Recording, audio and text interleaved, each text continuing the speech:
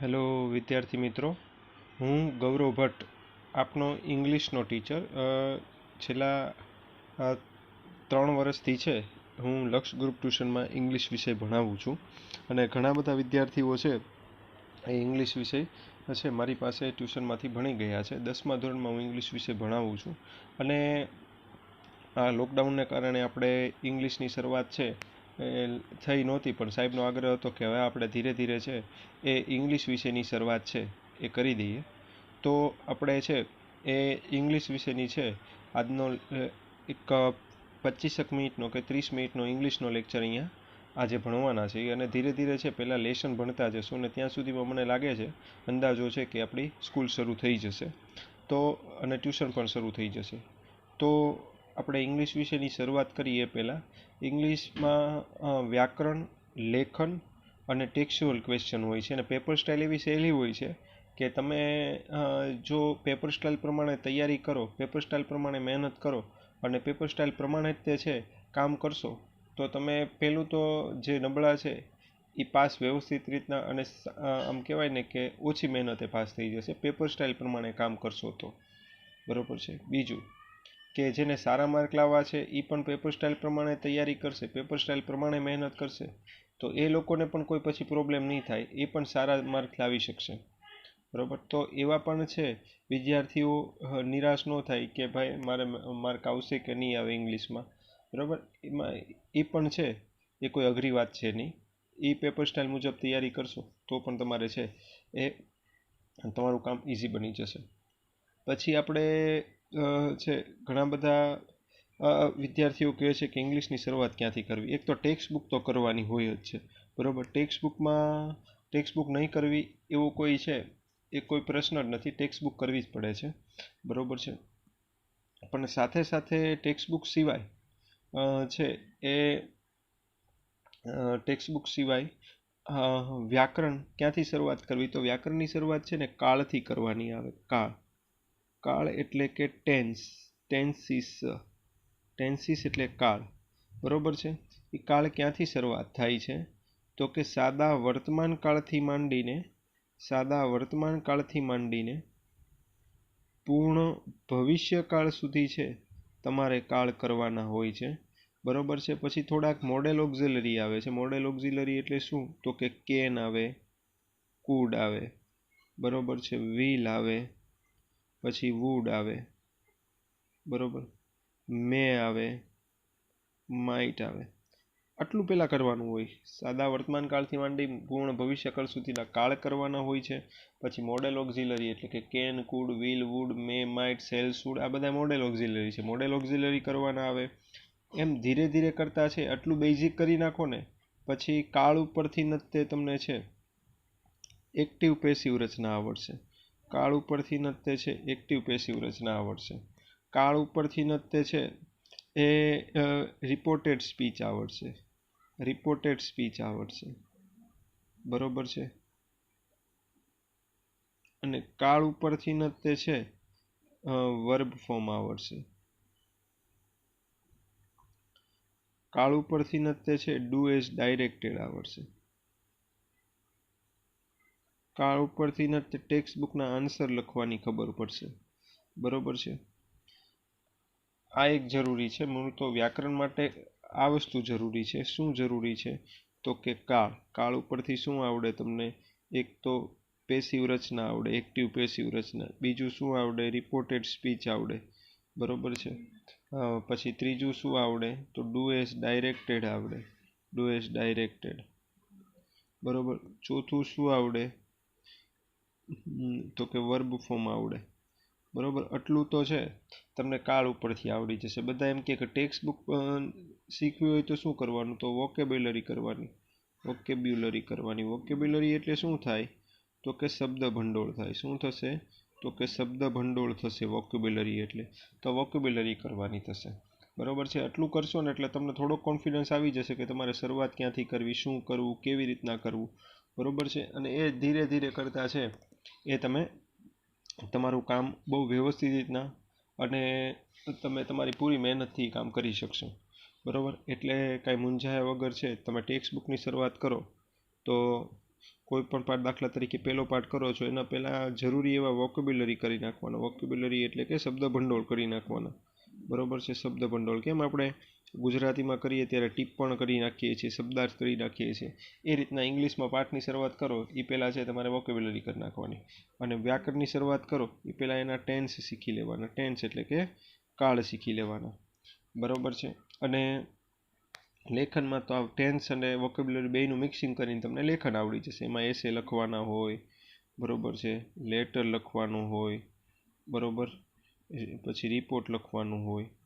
એ કેની મિક્સિંગથી થશે? Tense plus વોકેબ્સનું મિક્સિંગથી છે। વોકેબ્સના મિક્સિંગથી તમને શું આવડશે? તો આ ત્રણ વસ્તુ આવડશે। બરોબર છે। તો હું ફરીવાર કહું છું, બધું બોલી જાઉં છું કે ટેક્સ શીખવા માટે वोकेब्स जरूरी है। टेक्स सीखवा माटे वोकेब्स जरूरी है। ग्रामर सीखवा माटे छे ए टेन्स जरूरी है। टेन्सन नहीं, टेन्स जरूरी है। पछी राइटिंग सेक्शन सीखवा माटे एटले के लेखन सीखवा माटे तमारे छे ए वोकेब्स प्लस टेन्स जरूरी है। बराबर, आटलू तमारे काम करवानुं छे। बराबर, त्रण वस्तु तमारे इंग्लिश में करवानी थशे। एक तो टेक्स्ट करवानुं थशे, टेक्स्ट बुक करवानी थशे, बीजू थशे ग्रामर करवानुं थशे, त्रीजू थशे लेखन करवानुं थशे। आ त्रण वस्तु तमारे छे एक काम करवानुं छे। अगेन्स्ट ध ऑड्स। अगेन्स्ट ध ऑड्स, ऑड्स एटले अवरोधो, अवरोधोनी आरपार। अगेन्स्ट ध ऑड्स एटले अवरोधोनी आरपार। अगेन्स्ट ध ऑड्सનું ગુજરાતી લખી નાખો અવરોધોની આરપાર। બરાબર, પહેલા અહીંયા સુધીનું છે, આપણે એના અર્થ જોઈ લઈએ છીએ। અગેન્સ્ટ ધ ઓડ્સ એનું ગુજરાતી લખી નાખો અવરોધોની આરપાર। બરાબર, હવે ઇન્ડિવિડ્યુઅલ બેયનું ગુજરાતી લખી નાખો। અગેન્સ્ટ એટલે ની સામે, અગેન્સ્ટ એટલે ની સામે, અને ઓડ્સ એટલે અવરોધો। અગેન્સ્ટ એટલે ની સામે અને ઓડ્સ એટલે અવરોધો। फरीवार जोईए छे, आखू बोली जाऊँ छूँ। अगेन्स्ट ध ऑड्स एटले अवरोधोनी आरपार। अगेन्स्ट ध ऑड्स एटले अवरोधोनी आरपार। पछी अगेन्स्ट एटले नी सामे अने ऑड्स एटले अवरोधो। अगेन्स्ट एटले नी सामे अने ऑड्स एटले अवरोधो। पछी track to Tajnagar. Treks to Tajnagar एटले ताजनगर तरफनो रस्तो। ट्रेक एटले रस्तो, ट्रेक एटले रस्तो। बरोबर छे। पछी रेसिडेंस एटले रहेवासी। रेसिडेंस एटले रहेवासी। पछी लोबीड फॉर एटले नी मांग करवी। लोबीड फॉर एटले नी मांग करवी।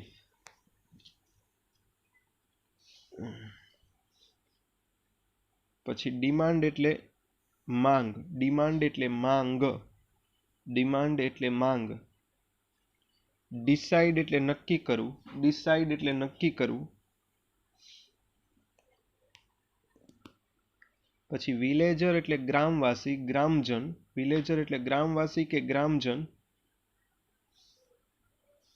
पछी टेक मेटर्स इनटू धेर हेन्ड एटले काम हाथ में लेवू। टेक मेटर्स इनटू धेर हेन्ड एटले काम हाथ में लेवू के जवाबदारी हाथ में लेवी। पछी पुल्ड इन। पुल्ड इन एटले भेगू करवू, एनु समानार्थी थाय कलेक्ट।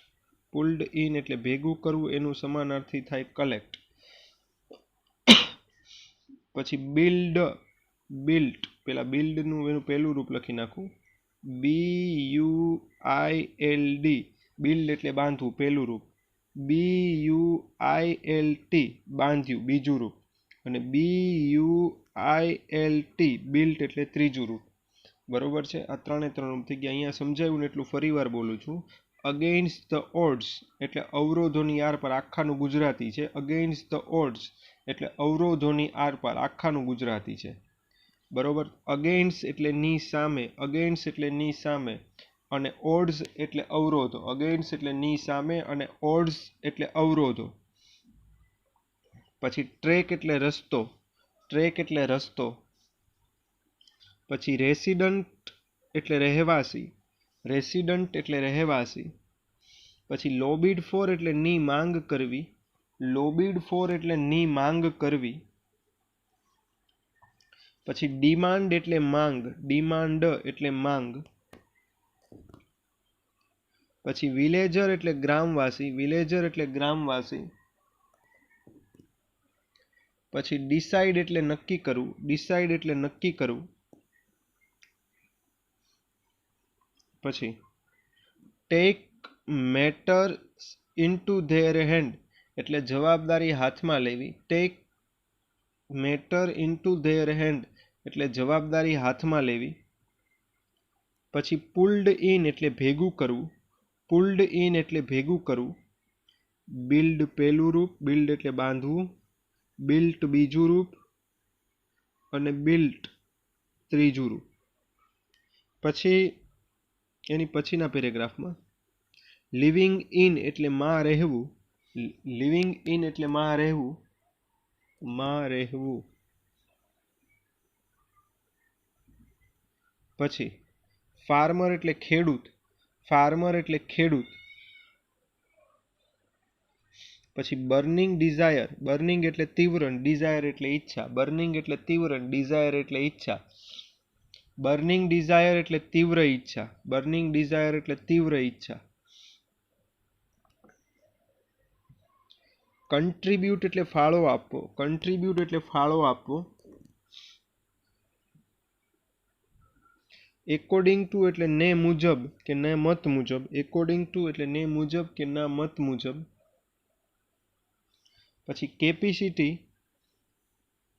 અહીંયા છે, કેપેસિટી એટલે ક્ષમતા, આમ કહેવાય ને તમારી ભાષામાં ત્રેવડ, બરોબર. કેપેસિટી એટલે ક્ષમતા. રેન્જિંગ એટલે મર્યાદા, રેન્જિંગ એટલે મર્યાદા. ડોનેટ એટલે દાન આપવું, ડોનેટ એટલે દાન આપવું. પછી કન્સ્ટ્રક્શન એટલે બાંધકામ, કન્સ્ટ્રક્શન એટલે બાંધકામ.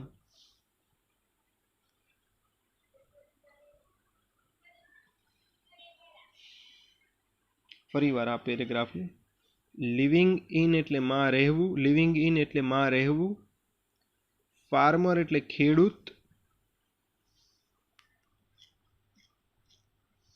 બર્નિંગ ડિઝાયર એટલે તીવ્ર ઈચ્છા, બર્નિંગ એટલે તીવ્ર, ડિઝાયર એટલે ઈચ્છા, બર્નિંગ ડિઝાયર એટલે તીવ્ર ઈચ્છા. પછી કન્ટ્રીબ્યુટ એટલે ફાળો આપવો, કન્ટ્રીબ્યુટ એટલે ફાળો આપવો. એકોર્ડિંગ ટુ એટલે ની મુજબ, એકોર્ડિંગ ટુ એટલે ની મુજબ. પછી કેપેસિટી એટલે ક્ષમતા, કેપેસિટી એટલે ક્ષમતા. રેન્જિંગ એટલે મર્યાદા, રેન્જિંગ એટલે મર્યાદા.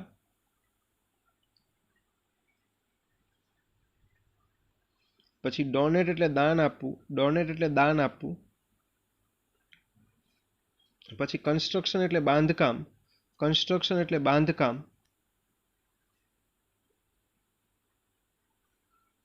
અને ફોર્મર, ફોર્મર એટલે ભૂતકાળના, પહેલાના, ભૂતકાળના પહેલાના. પછીના પેરેગ્રાફમાં જોઈએ લાર્જ નંબર ઓફ એટલે ખૂબ અથવા અસંખ્ય, લાર્જ નંબર ઓફ એટલે ખૂબ અથવા અસંખ્ય.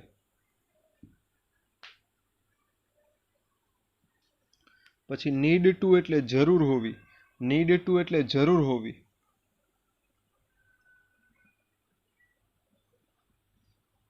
ટીલ નાવ એટલે હવેથી, અત્યારથી, ટીલ નાવ એટલે હવેથી, અત્યારથી.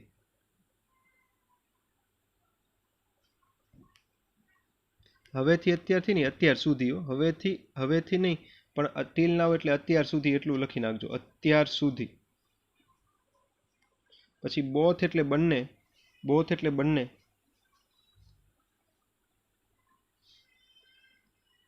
પછી પાસ્ડ થ્રુ એટલે માંથી પસાર થવું, પાસ્ડ થ્રુ એટલે માંથી પસાર થવું.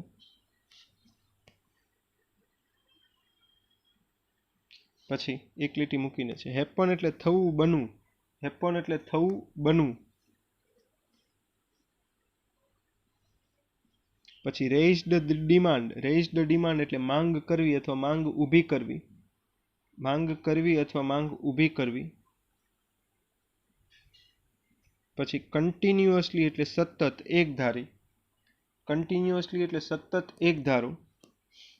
આસ્કિંગ ફોર એટલે માંગવું, આસ્કિંગ ફોર એટલે માંગવું. પછી ફાઇનલી એટલે અંતે. ફાઇનલી એટલે અંતે. પછી ક્રાફ્ટ એટલે ઘડવું. ક્રાફ્ટ એટલે ઘડવું. ડેસ્ટિની એટલે પ્રારબ્ધ. ડેસ્ટિની એટલે પ્રારબ્ધ. Member of the committee. Member એટલે સભ્ય. મેમ્બર એટલે સભ્ય. કમિટી એટલે સમિતિ. મેમ્બર એટલે સભ્ય અને કમિટી એટલે સમિતિ.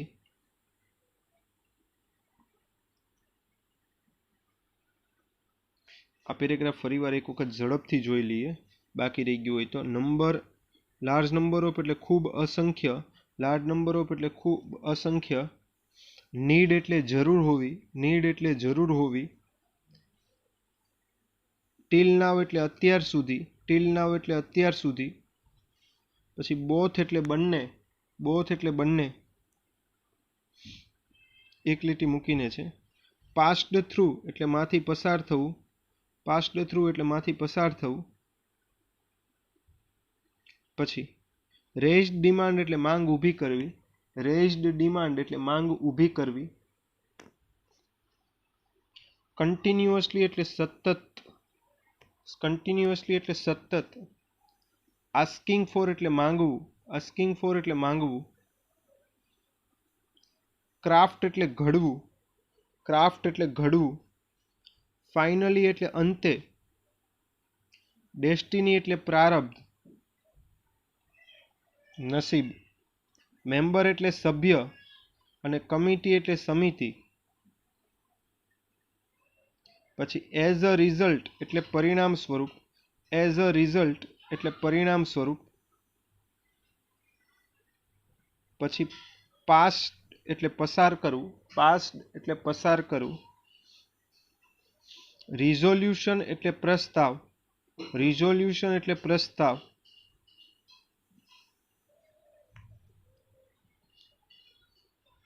એબલ ટુ એટલે સક્ષમ. એબલ ટુ એટલે સક્ષમ, ક્ષમતાવાળું, સક્ષમ. એક લીટી મૂકીને સૂન એટલે તરત જ. સૂન એટલે તરત જ, જલ્દી.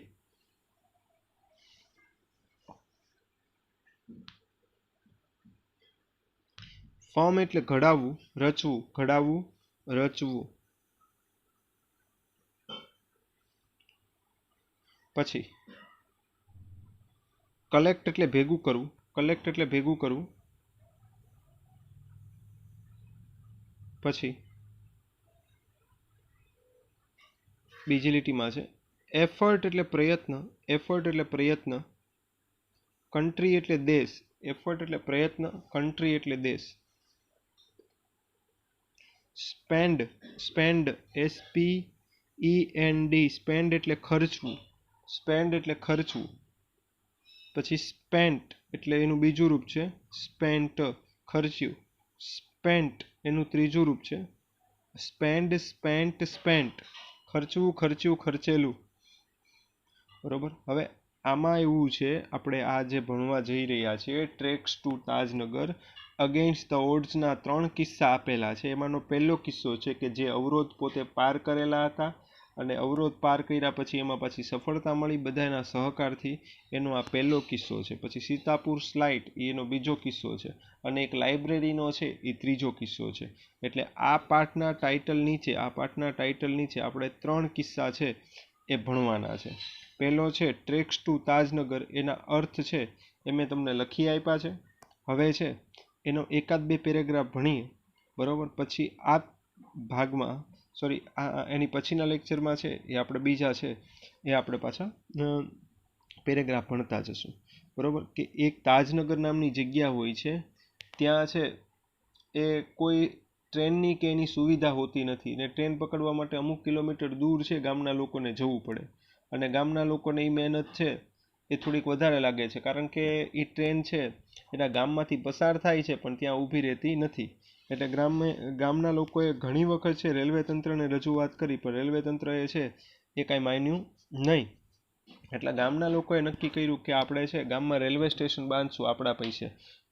એટલે ગામમાં મધ્યમ વર્ગના લોકો હતા, અમુક ખેડૂતો પણ હતા, તો પણ છે 3,000થી માંડીને ઘણા બધા રૂપિયા છે, 3,000થી માંડીને 75,000 સુધી છે બધા ભેગા કર્યા અને અંતે 21 લાખ રૂપિયા જેટલા ભેગા કર્યા. બરોબર. સહકારનું એક મસ્ત ઉદાહરણ આમાં આપેલું છે. ટ્રેક્સ ટુ તાજનગર, તાજનગર સુધીનો રસ્તો ફોર 25 years એટલે કે 25 વર્ષથી, બરોબર, 25 years એટલે કે 25 વર્ષથી residents of Tajnagar village near Goregaon lobbied for a railway station in their village. For 25 years એટલે કે 25 વર્ષથી રેસિડન્સ ઓફ તાજનગર વિલેજ એટલે કે તાજનગર ગ્રામના રેસિડન્ટ એટલે કે રહેવાસી નિયર ગોરેગાંવ, એ ગામ ક્યાં આવેલું છે? તે ગોરેગાંવની નજીક. Lobbied for a railway station in their village, તેના ગામમાં રેલવે સ્ટેશનની માંગ કરતા હતા. પ્રશ્ન પૂછાય કેટલા વર્ષથી છે પોતાના ગામ માટે રેલવે સ્ટેશનની માંગણી કરતા હતા? તો કે 25 વર્ષથી. કયા ગામના લોકો? તો કે તાજનગર વિલેજના. અને તાજનગર વિલેજ કેની નજીક આવેલું છે? બરોબર, તો એ ગોરેગાંવ નજીક આવેલું છે. બરોબર, ગોરેગાંવ નજીક આવેલું છે. ફરીવાર કેટલા વર્ષથી માંગણી કરતા હતા? તો કે 25 વર્ષથી. કયા ગામના લોકો? તો કે તાજનગર ગામના લોકો. બરોબર. અને છે એ માંગણી કરતા હતા અને એ ગામ ક્યાં આવેલું છે? તો ગોરેગાંવ નજીક આવેલું છે. અને કેટલા વર્ષથી? તો કે 25 વર્ષથી. અને લોબીડ એટલે શું થાય? માંગણી કરવી થાય.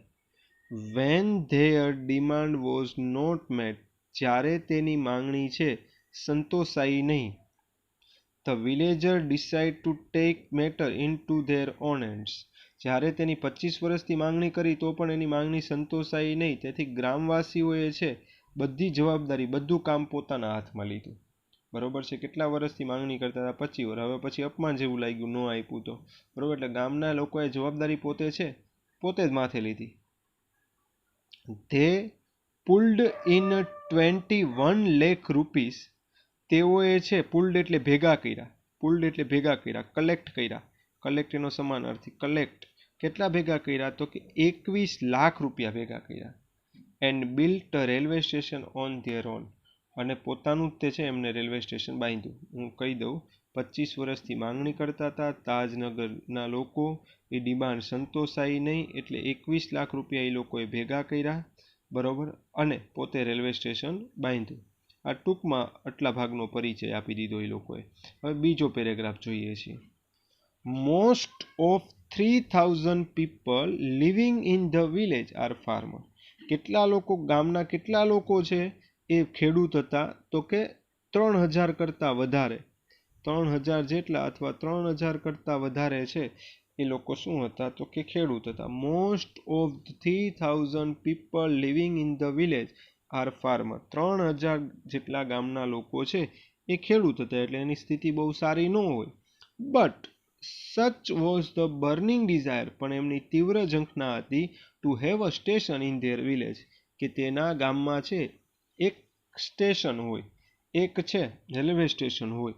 બરોબર. 3,000 જેટલા તો ખેડૂતો જ હતા, એને પૈસા તો વાપરવા જ પડત. બરોબર. એ કંજુસાઈ કરી શકત, પણ એ લોકોને એવી ઈચ્છા હતી ગામમાં એક રેલવે સ્ટેશન હોય. Everybody contribute according to there capacity. Everybody એટલે બધાએ, એવરીબડી એટલે બધાએ, કન્ટ્રીબ્યુટ એટલે ફાળો આપ્યો, એકોર્ડિંગ ટુ એટલે તેની, એકોર્ડિંગ ટુ ધેર કેપેસિટી એટલે તેની ક્ષમતા મુજબ બધાએ ફાળો આપ્યો. બરોબર. ક્યાંથી શરૂ કર્યો ફાળો આપવાનો? રેન્જિંગ ફ્રોમ 3,000 રૂપી, ફાળો આપવાવાળા 3,000 રૂપિયાવાળા હતા. બરોબર. એન્ડ ટુ 75,000 રૂપીસ, અને ફાળો આપવાવાળા છે 75,000 એટલે 75,000 રૂપિયાનો ફાળો આપવાવાળા હતા. બરોબર. એટલે ગામમાં 3,000 તો ખેડૂતો જ હતા જ, વિચારજો. They donate money for the station and we started construction in January 2008. તેઓને ડોનેટ મની એટલે રૂપિયાનું દાન આવ્યું અને તેઓએ છે રેલવે સ્ટેશન બાંધવાનું શરૂ ક્યારે કર્યું? તો કે 2008માં રેલવે સ્ટેશન બાંધવાનું શરૂ કર્યું. અને ગામના, આ વાત કોણ કરે છે? તો ગામના ભૂતપૂર્વ સરપંચ જે હતા એ વાત કરે છે. ભૂતપૂર્વ સરપંચનું નામ શું હતું? રણજીતસિંહ પરમાર. બરોબર. હું આટલું કહી દઉં, 21 વર્ષથી રેલવે સ્ટેશન 25 વર્ષથી રેલવે સ્ટેશનની માંગ કરતા હતા. કોણ માંગ કરતું હતું? તો કે તાજનગર વિલેજ. તાજનગર ક્યાં આવ્યું? તો કે ગોરેગાંવમાં આવ્યું. બરોબર, એ લોકો માંગ કરતા હતા, પણ કોઈ એની માંગ સંતોષાણી નહીં. એટલે ગામના લોકોએ શું નક્કી કર્યું? 21 લાખ રૂપિયા ભેગા કર્યા, નક્કી કરીને, પૈસા ભેગા કરવાનું નક્કી કરીને. બરોબર. અને કેવા લોકોએ પૈસા દાનમાં આપ્યા? કે જે ખેડૂતો, 3000 કરતા તો ગામમાં ખેડૂતો હતા, એવા લોકોએ. કેટલાની રેન્જમાં? તો 3000થી માંડીને 75000 સુધીની રેન્જમાં છે એ લોકોએ મદદ કરી. બરોબર છે. પછી પૈસા ભેગા થયા ત્યારે ક્યારે છે બાંધકામ શરૂ કર્યું? તો કે જાન્યુઆરી 2008માં છે એ બાંધકામ શરૂ કર્યું. અને કોણ આ વાત કરે છે? તો કે રણજીતસિંહ છે, જે ગામના ભૂતપૂર્વ સરપંચ હતા, એને આ વાત કરી. બરોબર છે. મેં અગેન્સ્ટ ધ ઓડ્સ, કે જે આપણે લેસન ભણી રહ્યા છીએ, એનો પહેલો ભાગ છે ટ્રેક્સ ટુ તાજનગર. અહીંયાથી અહીંયા સુધીના છે, અહીંયા સુધીના આપણે અર્થ તો બધાય લખી નાખ્યા છે. બરોબર છે. પણ એના પેરેગ્રાફ આપણે 2 ભણ્યા છીએ. હવે આનો પછીનો પેરેગ્રાફ છે, હવે પછીના લેક્ચરમાં ભણશું. બરોબર છે. આટલું તમે જોઈ લેજો. ન સમજાય છે ત્યાં પૂછજો. અને તમે છે અમારી ચેનલને છે સબસ્ક્રાઈબ કરી શકો છો. જુદા જુદા વિડીયો પણ તમને આમાંથી મળી રહેશે. બરોબર છે. સબસ્ક્રાઈબનું બધી વિગતો છે આમાં છેલ્લે હું લખી આપું છું, એમાં જોઈ લેજો. બરોબર છે. Thank you very much. Thank you.